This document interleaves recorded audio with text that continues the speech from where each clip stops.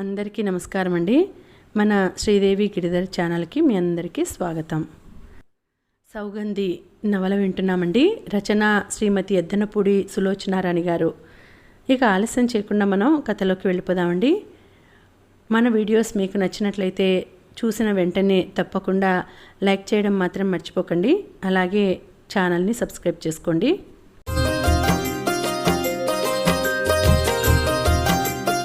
రైలుతో పాటు పరిగెడుతున్న వెన్నెల, సౌగంధి నువ్వు చేసిన పని మంచిది కాదు అన్నట్టుగా ఉంది. పరిగెత్తే రైలు చక్రాల శబ్దం కూడా. సౌ, నిజమే సుమా, నువ్వేం మంచి పని చేయలేదు. నీ స్వార్థం నువ్వు చూసుకున్నావు. నువ్వు ఒట్టి స్వార్థపర్రాలివి. అత్తయ్య నిన్ను ఎలా పెంచింది? వశ్చల్ నిన్ను ప్రాణం కంటే ఎక్కువగా ఎలా చూస్తున్నాడు? చిన్నప్పుడే అమ్మా నాన్న పోయినా నిన్ను వాళ్ళు దగ్గరకు తీయకపోతే నువ్వు ఎక్కడ ఉండేదానివి? ఈ చదువు, ఈ స్వతంత్ర భావాలు ఎక్కడుండేవి? ఒక్కసారి నీ చిన్నతనం గుర్తు చేసుకో అంటూ అరస్తున్నట్టుగా ఉంది. అవును, తనకి బాగా జ్ఞాపకం ఉంది. ఒక్క విషయం కూడా మర్చిపోలేదు. ఇక ముందు ఆ జన్మాంతం మర్చిపోదు కూడా. 8 సంవత్సరాల వయసప్పుడు తల్లి ఎప్పుడూ సుస్థిగా, నీరసంగా, దిగులుగా ఉండేది. తండ్రి ఎప్పుడూ తాగి ఉండేవాడు. సాయంత్రం వేళ అవుతోంది అంటే చాలు తాను పిచ్చుక పిల్లలా గజగజ వణికిపోయేది. చీకటి పడగానే తండ్రి తాగి వచ్చి మైకంలో యాయ్ అని అరుపు వీధి చివర వినగానే తను పిల్లి కూనలా వచ్చి మంచం క్రింద దూరి నక్కి దాక్కునేది. ఎదురుగా కనిపిస్తే ఆయన ఏదో ఒకటి తిట్టి కొట్టేవాడు. అందుకని అసలు ఆయనకి ఎదురుపడేది కాదు. తల్లి తప్పు లేకపోయినా ఏదో వంక పెట్టి తిడుతూ ఆవిడని జుట్టుపట్టి వంగదీసి చావుగొట్టేవాడు. ఆవిడ ఆ తన్నులు తిన్న బాధకి తర్వాత 2-3 రోజులైనా మంచం మీద నుంచి లేవలేకపోయేది. ఒకసారి ఆ రోజు తనకి బాగా గుర్తుంది. అమ్మకి బాగా జ్వరంగా ఉంది. ఆ రోజు ఆయన ఇంటికి వచ్చాడు. తను రాగానే ఎదురు వచ్చి పలకరించలేదని, మంచం దిగకుండా పడుకుందని చితకబాదాడు. వంటింట్లోకి వెళ్ళి ఖాళీ గిన్నెలు చూసి అన్నం వండలేదనే కోపంతో చీపురు కట్ట తెచ్చి మళ్ళీ బాదాడు. మంచం మీద నుంచి జుట్టు పట్టి క్రిందకు ఈడ్చి నేల మీద పడేసి తంతుంటే తను బిక్క చచ్చిపోయినట్టు మంచం క్రింద ఉండిపోయింది. ఆవిడ జ్వరంగా ఉందని, కొట్టవద్దని దన్నాలు పెడుతుంటే ఆయనకు కోపం పెరిగిందే తప్ప తగ్గలేదు. నీకు బాగా లేకపోతే నీ కూతురు ఎక్కడ చచ్చింది? ఏది అసలది?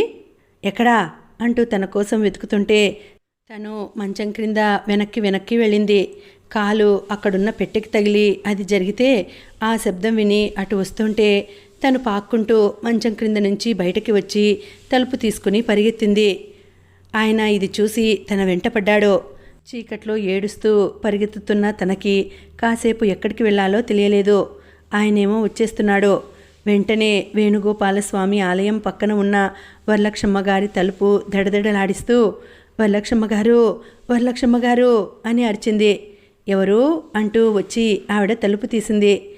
లాంతరు ఎత్తి ఎదురుగానున్న తనను చూసి సౌగంధి నువ్వా ఏమిటి అంటుండగానే దూరంగా తండ్రి తాగుబోతు కేక వినిపించింది. మా నాన్న వస్తున్నాడండి, నన్ను చంపేస్తాడు అంటూనే ఆవిడని తోసుకుని లోపలికి పరిగెత్తింది. పడక గదిలో మంచం క్రింద దూరిపోయి నక్కి కూర్చుంది. చెమటలు కారిపోతున్నాయి. వెక్కి వస్తున్న ఏడుపు ఆగటం లేదు. కళ్ళు పత్తికాయల్లా మారి ఆయన రాకని గమనిస్తున్నాయి. ఈ మంచం క్రింద దాగుంటే తనకి క్షేమంగా అనిపిస్తుంది. ఎందుకంటే ఆయన చాలా లావు. వంగి మంచం క్రిందకు రావటం కష్టం. పొట్ట వంగదు. ఆయన వచ్చే లోపల తను పారిపోవచ్చు. బయట మాటలు వినిపిస్తున్నాయి. వరలక్ష్మమ్మ గారు నాన్నని మందలిస్తోంది. ఇంట్లోకి వస్తే ఊరుకోను అని బెదిరిస్తోంది. ఇద్దరికీ ఘర్షణ బాగానే జరిగింది. ఆయన తిడుతూ వెళ్ళిపోయాడు. కాసేపైన తర్వాత ఆవిడ లోపలికి వచ్చింది. తను ఎక్కడా కనిపించకపోవడం చూసి సౌ అంటూ బిగ్గరగా పిలిచింది. ఇక్కడున్నాను అంది ఏడుస్తూ. ఆవిడ మంచం పట్టుకొని వంగి చూసింది. మీ నాన్న వెళ్ళిపోయాళ్లే, భయం లేదు, రా అంది. నేను రాను అన్నట్టు తల తిప్పింది. ఆవిడ చెయ్యి పట్టి బలంగా యువతలకి లాగింది. తను పాకుతూ యువతలకి వచ్చింది. ఏమైంది అడిగింది ఆవిడ. తాను బావురుమంటూ తల్లిని ఆయన తన్నిన వైనని చెప్పింది. ఆవిడ దగ్గరకు తీసుకుని వెన్ను నిమిరి ధైర్యం చెప్పి బుజ్జగిస్తూ ఊరుకోమ్మా, ఏమిటో పాడు ఆడజన్మలు, విధవ కష్టాలు అంది. బురద అంటిన బట్టలు మార్పించి ముఖం కడిగి వస్టల్ది లాగు చొక్కా వేసింది. జడ వేసి అన్నం కలిపి తినిపించింది. వస్టల్ మంచం పక్కన ఉన్న తన మంచం మీద పడుకోమంది. ఆవిడ నిద్రపోయిన తర్వాత తను మెల్లగా లేచి మంచం మీద నుంచి దిగి దాని క్రింద దూరి పడుకుంది. వస్టల్ మంచంకి ఉన్న దుప్పటి క్రింద వరకు ఉంది. తను అక్కడికి జరిగి పడుకుంది. ఇప్పుడు ఎవ్వరికీ తను కనపడదు. ఏమిటో ఈ ప్రదేశం హాయిగా సురక్షితంగా ఉంది. తర్వాత వెంటనే నిద్ర పట్టేసింది.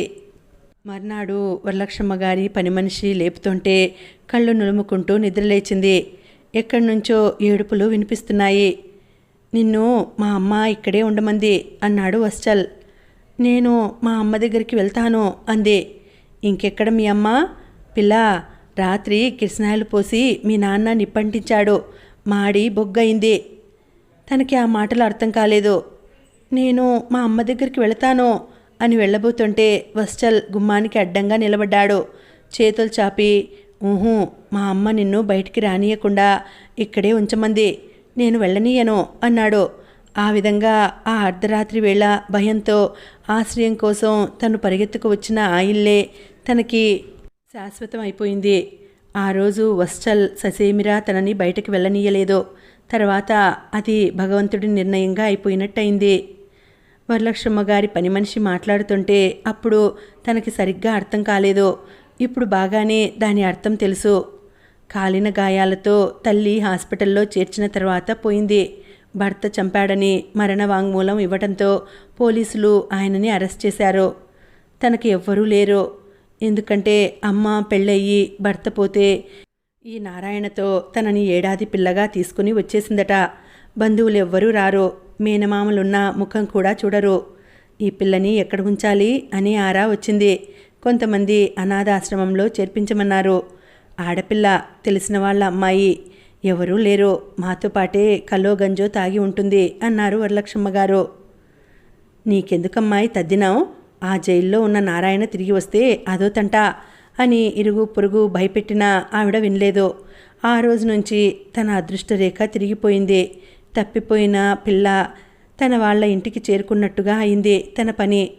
వరలక్ష్మమ్మ గారి నీడలో అసలు పిల్లలకి ఇల్లు అంటే ఇలాంటి చల్లటి నీడలా ఉండాలి అనిపించేటటువంటి పరిస్థితుల్లో పెరిగి పెద్దదయింది. ఆవిడ దగ్గర కూర్చోపెట్టుకుని కథలు చెబుతూ వస్టల్తో పాటు తనకి కూడా కడుపు నిండా అన్నం తినిపించేది. తను పుల్లలాంటి కాళ్ళు చేతులతో ఉన్నదల్లా కాస్త ఒళ్ళు చేసింది. ఇంతలో ఒకరోజు మేనమామ ఒక ఆయన వచ్చాడు. నా మేనకోడలు నేనుండగా దిక్కులేని దానిలా ఈ ఇంట్లో పడి ఉండాల్సిన కర్మేముంది అంటూ ఊరి పెద్దల్ని పోగు చేసి పంచాయతీ పెట్టి బలవంతంగా తీసుకుపోయాడు. అక్కడ పట్టుమని 4 వారాలు కూడా ఉండలేకపోయింది. ఇంటెడు చాకిరీ చేయించేవాళ్ళు.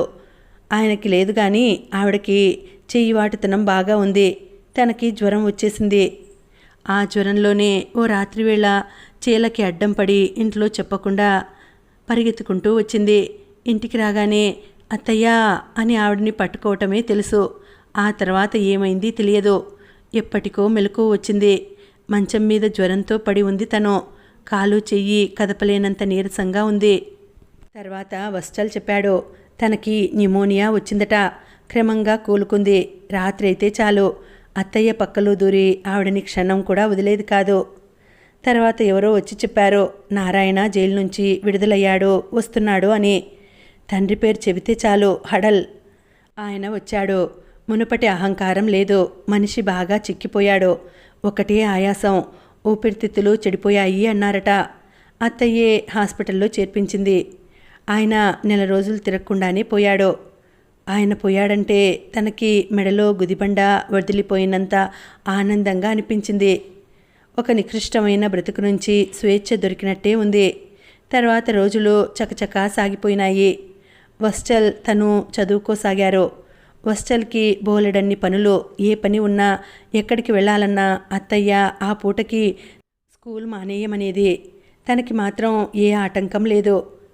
అత్తయ్య ఇంట్లో పని చేయనిచ్చేది కాదు. కంచంలో అన్నం పెట్టి భోజనానికి పిలిచేది. అన్నం తిన్న తర్వాత కంచం తీయబోతుంటే నేనున్నాగా, నువ్వు పోయి చదువుకో అనేది. తను బాగా చదివేది. స్కూల్లో మాస్టార్లు మెచ్చుకునేవారు. బహుమతులు వచ్చేవి. అత్తయ్యకి గర్వంగా ఉండేది. వత్సల్ కూడా ఈర్ష్యపడకుండా ఆ వచ్చిన బహుమతి తనకేనన్నట్టు మురిసిపోయేవాడు. పైనుంచి ప్రత్యేకంగా బహుమతులు తెచ్చేవాడు. అత్తయ్యకి ఆడపిల్లలు లేరేమో తనని ఎంతో గారాబం చేసేది. ఆవిడ మరిది కూతురు చిత్ర సెలవులకి వచ్చేది. తను చిత్ర వత్సల్ కలిసి ఆడుకునేవారు, కబుర్లు చెప్పుకునేవారు. అత్తయ్య ఏ ఊరు వెళ్ళినా వత్సల్తో పాటు తనని కూడా తీసుకువెళ్ళేది. క్రమంగా ఆ ఇంట్లో తనకి ఒక ప్రాముఖ్యత పెరిగిపోయింది. రాను రాను వత్సల్ చదువు కంటే పొలం పనులకే ఎక్కువ ప్రాధాన్యత ఇవ్వసాగాడు. అతనికి ఎంతసేపు అదే ధ్యాస. అత్తయ్య ఎప్పుడు వత్సల్ని మా పెద్ద దిక్కు అనేది. అత్తయ్య వాళ్ళకి సొంత ఇల్లు లేదు, మామయ్య సంపాదించిన డబ్బు లేదు. ఆయన అసలు ఎలా ఉంటాడో వత్సల్కి తెలియదట. వత్సల్ ఏడాది బాబుగా ఉండగా పోయాడు. అత్తయ్య వాళ్ళు ఇప్పుడు ఉంటున్న ఇల్లుని ఖాళీ చేయమని ఆచార్యులు గారు చెప్పేశారు. ఎక్కడికి వెళ్ళాలో తెలియలేదు. ఇక గత్యంతరం లేక ఓ పక్క పడిపోతున్న తన పెంకుటింట్లోకి మారారు.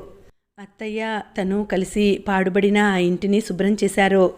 వత్సల్ వెళ్ళి మనిషిని తీసుకువచ్చి కుడివైపు పడిపోతున్న ఇంటికి గుంజలు పాతించి ఆసరా ఇచ్చి నిలబెట్టించాడు.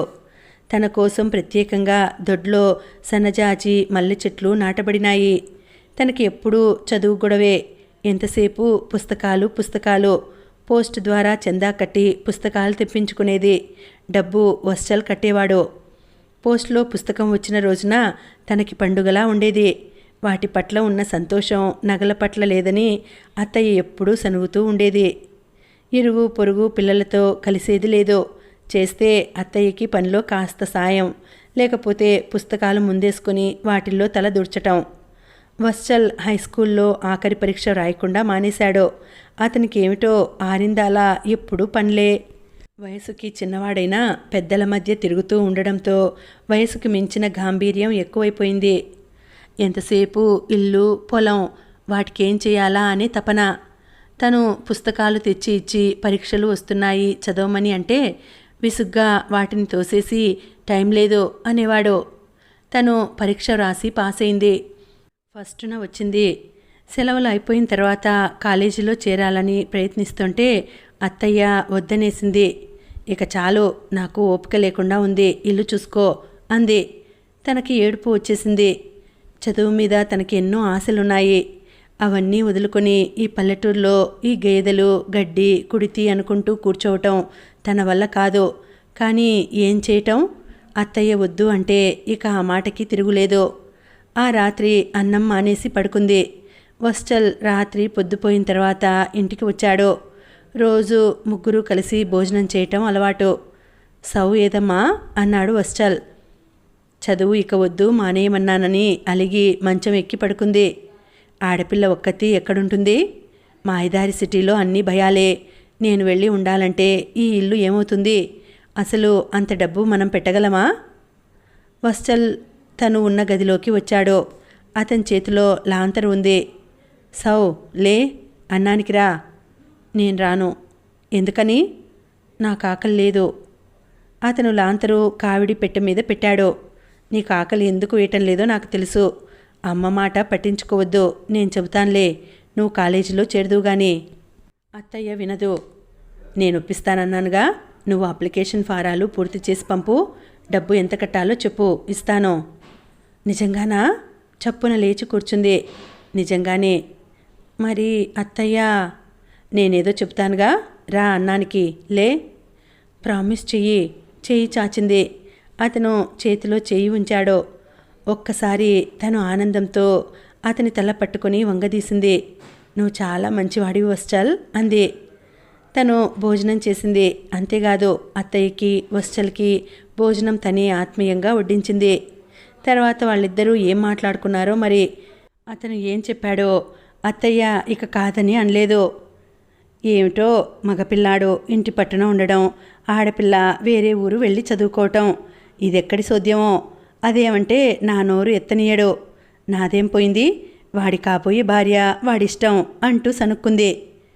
తను అటు విశాఖపట్నమా ఇటు హైదరాబాదా అనుకుంది. హైదరాబాద్లోనే సీటు వచ్చింది. అత్తయ్య కూడా హైదరాబాదే ఒప్పుకుంది. ఎందుకంటే చిత్ర పిన్నత్తగారు భవానమ్మ ఈ ఊర్లోనే ఉంది. వీరింటికి దగ్గరగా ఒక గది తీసుకున్నారు. 2 నెలల పాటు అత్తయ్య ఉంది, వంట చేసి పెట్టింది. తర్వాత ఇంటి దగ్గర గేదెలు ఆవులు ఎలా ఉన్నాయో అనే బెంగతో వెళ్ళిపోయింది. తనకి ఈ సిటీ వాతావరణం ఓహ్ స్వర్గంలా ఉంది. ఎంత సందడి, ఎన్ని సినిమాలు, ఇవిగాక ఎగ్జిబిషన్లు, పాట కచేరీలు, ప్రతి ఆదివారం చూడాలంటే ఏదో ఒక చోటు. ఇదంతా ఒక అద్భుత లోకం. తన చదువు తనకి ఈ ఒక కొత్త లోకాన్ని, కొత్త ప్రపంచానికి తలుపు తెరిచినట్టుగా ఉంది. తనకి వత్సల్ గుర్తుకు వస్తే ఎంతో కృతజ్ఞతగా అనిపించేది. పాపం డబ్బు ఎప్పుడూ తనకి ఇబ్బంది లేకుండా ఇచ్చేవాడు. అతను ఏదో బాగా పెద్దగానే నచ్చచెప్పి ఉంటాడు, లేకపోతే అత్తయ్య ఒప్పుకునేది కాదు. వత్సల్కి కాలేజీ విశేషాలు, సిటీ సంగతులు, పెద్ద పెద్ద ఉత్తరాలు రాసేది.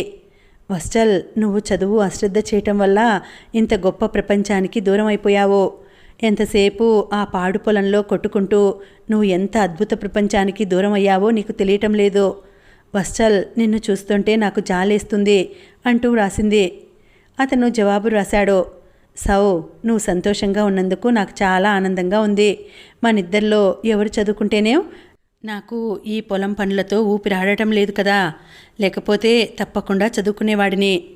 సౌ, ఒక చిన్న మనవి, కలలో కూడా ఎప్పుడూ పాడు పొలం అని అనకు. నాకు చాలా బాధగా అనిపిస్తుంది. అది చల్లగా ఉంటేనే మనందరికీ సుఖం. అది నా చేతిలో ఉంది అనే ధైర్యంతోనే నిన్ను హైదరాబాద్ చదువుకి ధైర్యంగా పంపగలిగాను. సెలవులు ఎప్పుడు వస్తాయా అని ఎదురు చూస్తున్నాను. నువ్వు ఇంట్లో లేకపోతే నాకేం తోచడం లేదు అంటూ రాశాడు. సెలవులా? ఆ మాట వినగానే తనకి ప్రాణం ఎగిరిపోయినట్టయింది. సెలవులు వస్తే సిరిపురం వెళ్ళాలి, వెళ్ళక తప్పదు మరి. సెలవులు రాగానే తను వెళ్ళింది. అక్కడ ఉన్నన్ని రోజులు తను ఉత్సాహంగా కాలేజీ కబుర్లు చెబుతుంటే వత్సల్ అత్యంత శ్రద్ధగా వినేవాడు. అతను విత్తనాలు, ఎరువులు అని చెప్తుంటే తను కాలేజీలో ఆటలు పాటలు గురించి చెప్పేది. సెలవులు కష్టం మీద జరిగినాయి. ముక్కుతూ మూలుగుతూ అత్తయ్య మళ్ళీ తనతో బయలుదేరింది. కాలేజీ తెరిచారంటే తనకేమో ఆనందం, ఆవిడకేమో ప్రాణ సంకటం. బియ్యం, పప్పు, కూరగాయలు అన్నీ సమృద్ధిగా మూట కట్టుకొని తీసుకువచ్చేది. హైదరాబాద్ వస్తే ఆవిడకేమిటో తోచేది కాదు. ఆ పల్లెటూరులో ఉంటే అక్కడ నువ్వు ఎలా ఉన్నావో అని దిగులు, ఈ పట్టణంలో ఉంటే వాడక్కడ ఎలా ఉన్నాడో అని బెంగ. మీ ఇద్దరూ ఆలోచించుకొని ఎక్కడో ఒకచోట ఉండండి అంటూ సాధించేది. వత్సల్ హైదరాబాద్ చాలా తక్కువగా వచ్చేవాడు. ఎప్పుడు వచ్చినా ఏదో పని మీద వచ్చేవాడు. అది అయిపోయిన వెంటనే వెళ్ళిపోయేవాడు. ఒకసారి జ్వాలని తను పరిచయం చేసింది. సౌగంధికి చాలా తెలివితేటలు, సామర్థ్యం ఉన్నాయి. ఆమెను అణచిపెట్టి ఇంట్లో కూర్చోపెట్టాలని చూడకండి. మన దేశంలో మగవాడు ఆడది అభివృద్ధి చెందితే చూసి సహించలేడు. మన సంఘం చచ్చినా మారదు అంది. వత్సల్ తర్వాత అన్నాడు, ఆ అమ్మాయికి చాలా ఆవేశం ఎక్కువ అనుకుంటాను. చాలా బాగా మాట్లాడుతుంది. కాలేజీలో డిబేటింగ్లో ఎప్పుడూ తనకే ఫస్ట్ ప్రైజ్ అంది. మొదటి సంవత్సరం కంటే రెండో సంవత్సరం ఇంకా వేగంగా తిరిగిపోయింది. మళ్ళీ పరీక్షలు దగ్గరికి వచ్చాయి. ఆ రోజు ఊరి నుంచి రంగయ్య వచ్చాడు.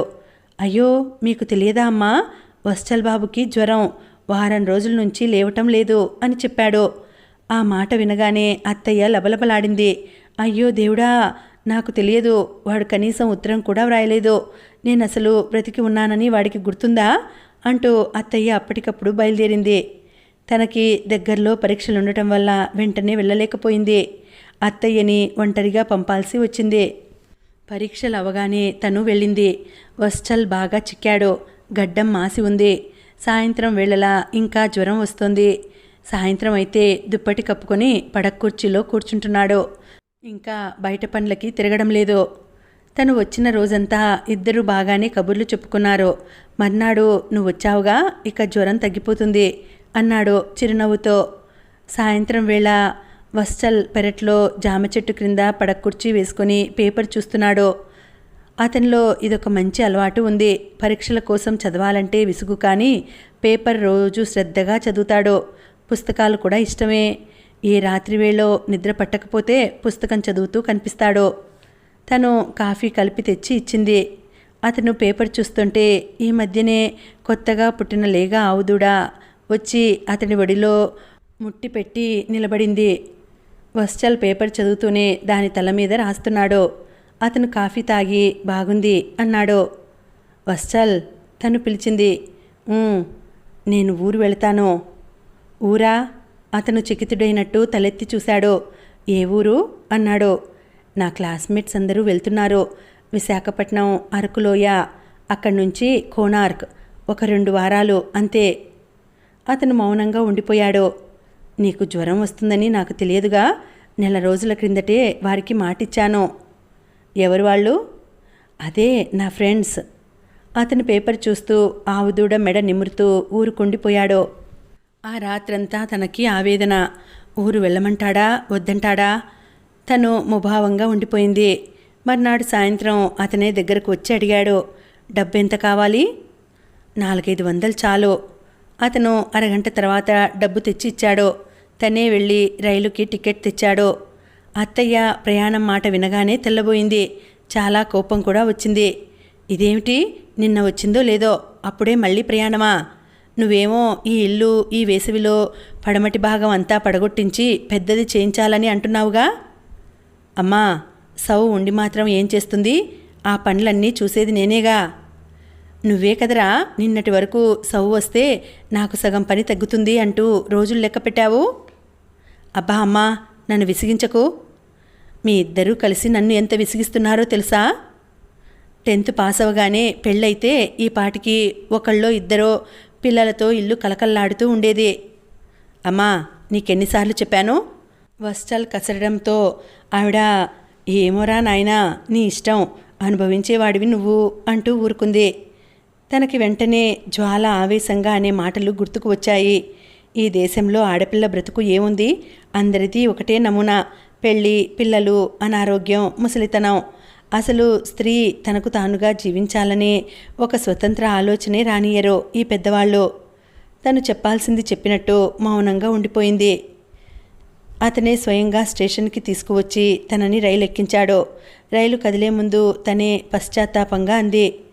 వస్టల్, అత్తయ్య చెప్పింది నిజమే. ఇల్లు బాగు చేస్తున్నావు, నువ్వేమో ఇంకా నీరసంగా ఉన్నావు. నేను ఇలా వెళ్ళటం నాకే బాగాలేదు అంది. వద్దు, వెళ్ళిరా. నువ్వు వెళ్లకుండా ఉన్నా సుఖం ఉండదు. అయ్యో, ఆ ప్రయాణం వదిలేసుకున్నానే అని మదనపడతావు. సౌ, ఏ మనిషి అయినా సరే కోరుకున్నవి జరిగినప్పుడే ఆనందంగా ఉంటారు. అతను నవ్వాలని ప్రయత్నిస్తున్నా ఏదో బాధ అణుచుకున్న నవ్వులా ఉంది. విజయవాడలో ఫ్రెండ్స్ని కలిసేసరికి ఈ గుంజాటనంతా మర్చిపోయింది. వారితో కలిసిన క్షణం నుంచి అదొక సరదా జల్లుల నవ్వుల రవళి, ఒక ఆనందహేళ. నవ్వుతూ తుళ్ళుతూ స్వేచ్ఛతో కూడిన కేరింతలు, జట్టుగా నున్నప్పటి ధైర్యం, పొగరుబోతుతనం తమకి ఎదురులేదు. ఆ స్వేచ్ఛతో కూడిన ఆనందం ఉందే, అది తనకి జీవితంలో ఒక కొత్త కోణం చూపించింది. ఆడపిల్ల ఎప్పుడూ అనుకోగా అతి వినయంగా అందరి మన్ననల కోసం ఉండాల్సిన పనిలేదు. తనకు తానుగా స్వతంత్ర నిర్ణయాలతో జీవితం గడపవచ్చు. ఓహ్, ఈ స్వేచ్ఛ ఎంత మధురంగా ఉంది! ఇది ఒక తేజోవంతమైన నూతన ప్రపంచం. తనకి ఆ ప్రపంచం పట్ల చాలా ఆసక్తి ఏర్పడసాగింది. ఆ ప్రయాణంలోనే జ్వాల చెప్పింది. Hyderabad all India young women organisation అనే సంస్థ సమ్మర్ క్యాంప్ నిర్వహిస్తోందని. అది యూత్లో ఉన్న టాలెంట్ని ప్రోత్సహిస్తోంది. అక్కడికి ఎందరెందరో వస్తారో. 2 వారాల కోర్సు, సర్టిఫికెట్ ఇస్తారు. ముందు ముందు అది ఎప్పుడైనా పనికిరావచ్చు. అసలు అలా అందరితో గడపడమే ఒక విజ్ఞానం. ప్రయాణం ముగిసిన తర్వాత వస్టల్కి చెప్పినట్లుగా తను తిరిగి సిరిపురం వెళ్ళలేదు. సరాసరి హైదరాబాద్ వచ్చేసి క్యాంపులో జాయిన్ అయింది. వస్టల్కి క్షమార్పణ కోరుతూ ఉత్తరం రాసింది. ఆ క్యాంప్ చాలా బాగుంది. అందరూ సమవయస్కులే. దేశం నలుమూలల నుంచి రకరకాల భాషల వాళ్ళు వచ్చారు. ఒకరి గురించి ఒకరు తెలుసుకున్నారు. ఆటలు పాటల పోటీలు జరిగాయి. వక్తృత్వపు పోటీల్లో ఆధునిక యువతి జీవన వికాసం అనే విషయం మీద జ్వాల అనర్గళంగా అద్భుతంగా మాట్లాడేసింది. ఆమెకి ఫస్ట్ ప్రైజ్ వచ్చింది. తనకు వ్యాసరచన పోటీలో తృతీయ బహుమతి వచ్చింది. ఆఖరి రోజు క్యాంపస్లో రాత్రివేళ బ్యాన్ ఫైర్ వేశారు. ఆడపిల్లలందరూ చేతులు కట్టుకుని ఆ మంట చుట్టూ తిరుగుతూ నాట్యం చేశారు. ఒకటే నవ్వులు, అరుపులు, కేకలు. ఆకాశం కింద ఉన్న చోటంతా తమదే అయినట్టు ఆనందం. ఎల్లలు లేవు, బంధాలు లేవు. అదంతా తనకి ఒక అద్భుతమైన అనుభవం. సిరిపురంలో పెంకుటిల్లు వదిలేసి తను చాలా దూరం ఎక్కడికో ఇంకేదో నూతన ప్రపంచంలోకి వచ్చినట్లుగా అనిపించసాగింది. మరు సంవత్సరం అంతా అత్తయ్య ఎక్కువగా సిరిపురం వదిలి రాలేకపోయింది. ఇల్లంతా పడగొట్టించి ముందు భాగం అంతా పెద్దదిగా చేస్తున్నారట. చాలా పని ఉందట. నువ్వు అక్కడ ఒక్కదానివి ఉన్నావో, ఎలా ఉన్నావో ఏమిటో అని బెంగగా ఉత్తరం రాస్తే తను నా గురించి నువ్వేం దిగులు పడకు, నేనిక్కడ కులాసాగానే ఉన్నాను అని వ్రాసింది. ఉన్న నిజం కూడా అసలు అక్షరాల అంతే. అత్తయ్య ఇంట్లో ఉన్నప్పటికంటే లేనప్పుడే తను ఇంకా ఆనందంగా ఉంది. తనకి ఒంటరిగా భయంగా ఎప్పుడూ అనిపించలేదు. ఇంట్లో అత్తయ్య లేకపోవడంతో జ్వాల, సుదేష్ణ, సుప్రియ వాళ్ళ రాకలు ఎక్కువైనాయి. నలుగురు తలో పని చేసేవారు. కబుర్లు చెబుతూనే వంట చేసేవారు. వాళ్ళు భోజనం చేసిన తర్వాత ఒక్కొక్కసారి ప్రొద్దుపోయే వరకు కబుర్లతో ఇక్కడే ఉండిపోయి నిద్రపోయేవారు. అత్తయ్య మంచం, తన మంచం వారి స్వంతమే అయినాయి. ఒకరు దిండు ఒడిలో పెట్టుకుని కూర్చుంటే మరొకరు మంచం మీద కూర్చొని కాళ్ళు చాపుకొని వెనక్కి చేరగిలబడి, ఇంకొకరు క్రింద నేల మీద కూర్చుని మంచం మీద మోచేయి ఆనించి వింటూ, ఇంకొకరు కిటికీ ఎక్కి కూర్చుని బయటకి కిటికీలోంచి చూస్తూ. జ్వాల చాలా ఆవేశంగా మాట్లాడుతూ ఉండేది. అందరూ సూది పడితే వినిపిస్తుందన్నంత నిశ్శబ్దంగా ఏకాగ్రతతో వినేవాళ్ళు. చూడండి ఫ్రెండ్స్, ఒక చిన్న మాట చెబుతాను. మనలా ఆడపిల్లగా పుట్టి సుఖంగా బ్రతుకుతున్న వారెంతమంది ఉన్నారంటారు? చిన్నప్పుడు కొన్ని బాధలు, పెద్దయితే మరికొన్ని. ఇటు తల్లిదండ్రుల దగ్గర బాధలు లేకపోతే అటు అత్తమామల దగ్గర తప్పకుండా ఉంటాయి. లేకపోతే ఏ భర్తో వేధిస్తాడో, సంసారం వద్దు మొర్రో అని ఏ ఉద్యోగమో చేసుకొని హాయిగా బ్రతుకుదామంటే అక్కడా వేధింపులు. అవి చాలక ఒంటరిగా ఉంటోంది అని ఇరుగు పొరుగు హేళనలు. అసలు స్త్రీ జీవితంలో ఎక్కడ స్వేచ్ఛ ఉందని? ఎక్కడా లేదే అంది సుప్రియ ఆవేశంగా. పెళ్లి చేసుకుని ఆర్థికంగా కుటుంబానికి సాయపడాలని తాపత్రయపడే స్త్రీ ఇంకా రెట్టింపు భారంతో కృంగిపోతోంది. ఇటు ఇంటి పని, పిల్లల పని, అటు ఉద్యోగం, ఇటు భర్తగారి సేవలు. ఇంతేకాదు, నాకు తెలిసిన ఒక ఐపీఎస్ అధికారిగా చేస్తున్న అమ్మాయి ఉద్యోగం చేసే చోట ఒంటరిగా ఉండలేక ట్రాన్స్ఫర్ చేయించుకోవడానికి నానా అవస్థ పడి సిటీకి వచ్చింది. చూసారా, అక్కడికి వచ్చేసరికి చదువుకున్నాననే ధైర్యం కూడా పనికి రావటం లేదు. వాళ్ళకే అలా ఉంటే ఇక మామూలు వాళ్ళ సంగతి ఏమిటి? జ్వాల ఆగిపోయింది. ఆమె కళ్ళు తేజోపుంజాల్లా శూన్యంలోకి చూస్తున్నాయి. ఆ ముఖంలో ఒక బాధ, ఆవేదన కనిపిస్తోంది. అవును, ఇటు ఇళ్లల్లో వేధింపులు, అటు డ్యూటీలో వేధింపులు. దీనికి మార్గం లేదా? సుదేష్ణ నిట్టూరుస్తూ అంది. జ్వాలకి అసలు ఆ మాటలు చెవికి సోకినట్టే లేదు. ఇంకా తన ధోరణిలోనే తీవ్రంగా అంటోంది. ఈ పెళ్ళిళ్ళు, ఉద్యోగాలు వదిలేస్తే ఇంకా మగాడితో ఆడదాని ప్రేమాయణాల సంగతి, అవి ఎంత నరకం! ఒక మగాడి పట్ల ప్రేమలో పడిన స్త్రీకి, అటు సాలెగూడిలో చిక్కుకున్న పురుగుకి నాకు తేడా రవంత కూడా కనిపించదు. ప్రేమ అంటూ మొదలైన ఆ బంధం మొదట కొద్ది కాలం ఆకాశంలో ఇంద్రధనస్సు మీద ఊరేగించినట్టు ఏమీ తెలియకుండా బాగానే ఉంటుంది. కానీ ఇంద్రధనస్సు ఎంతకాలం ఉంటుంది? క్షణికం. తర్వాత కాళ్ళు భూమి మీద ఆనగానే ఇక మొదలవుతుంది కురుక్షేత్ర సంగ్రామం. ఒకరి మీద ఒకరికి అనుమానం. అతను తనని ఎక్కడ వదిలేస్తాడోనని భయం. ఒకరిని ఒకరు ఎవరు ఎక్కువ ప్రేమిస్తున్నారు అనే కొలతల తులమానం.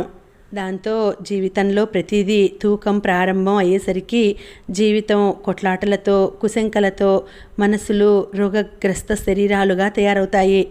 సుదేష్ణ తలదించుకుంది. ఎందుకంటే తను ఈ మధ్య మధు అనే మెడిసిన్ చదివే కుర్రాడితో బాగా తిరుగుతోంది. జ్వాల సుదేష్ణని చూస్తూనే అంది.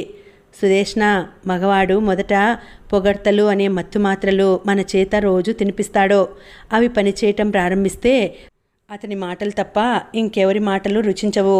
అతనికి అవసరం ఉన్నంత వరకు కబుర్లు తీయటి ఏర్లా వచ్చి ఆవహించి ముంచివేస్తాయి. శరీరంలో తీపి ఎక్కువైతే షుగర్ వ్యాధి వస్తుంది. చూడమ్మా, చివరికి ఆ మనసు కూడా అంతే. ఒక డయాబెటిక్ రోగిలా మారుతుంది. తన మీద తనకి నమ్మకం పోవటం, చివరికి అతనికి ప్రేమికురాలుగా లేక యాచకురాల్లాగా మారటం.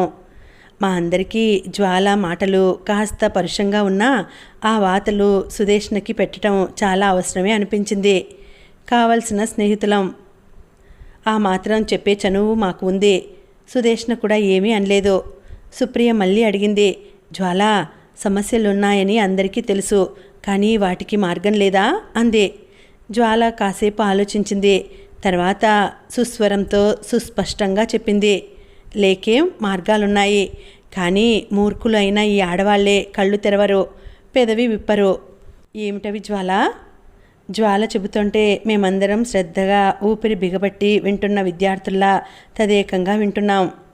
జ్వాల ఆవేశంగా కాకుండా చక్కగా వివరిస్తున్నట్టుగా అంది. ముందు ప్రతి స్త్రీ తన జీవితం తనకి చాలా ముఖ్యం అని తెలుసుకోవాలి.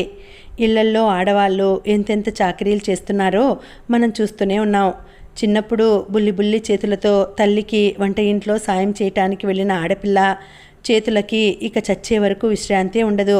పెళ్ళి అయ్యే వరకు ఇంట్లో తల్లికి సాయం, తర్వాత అత్తగారింట్లో అడుగు పెడితే చాలు ఇక గాడిద చాకరీయే. తర్వాత పిల్లలు, పురుళ్ళు, అనారోగ్యం, తర్వాత ఆ పిల్లలకి చాకరీ, వారిని పెద్ద చేసి వారికి పెళ్ళిళ్ళు. ఈ మనిషి నోరెత్తకుండా చేస్తున్న ఈ వెట్టి చాకరీకి విలువ ఎక్కడా? దీనికి గుర్తింపు ఏది? స్త్రీ కుటుంబానికి అంతటికీ చెందుతుంది. కుటుంబంలో ఏ ఒక్కరూ పూర్తిగా ఆమెకి దక్కటం లేదు. ఎంతైనా చేయవచ్చు, కానీ గుర్తింపు కానీ ఆ మనిషి పట్ల విలువ కానీ లేని చోట చచ్చినా చేయకూడదు. జ్వాల, ఇది అందరికీ సాధ్యమవుతుందంటావా అంది తను. తన కళ్ళ ముందు అతి తీవ్రంగా, నిస్సహాయంగా, దైన్యంగా కళ్ళ వెంట నీరు కారుతున్న తల్లి ముఖమే కనిపిస్తోంది. జ్వాల వెంటనే అంగీకారంగా తల ఊపింది. అవును సౌగంధి, నువ్వన్న మాట నిజమే, నేను ఒప్పుకుంటున్నాను.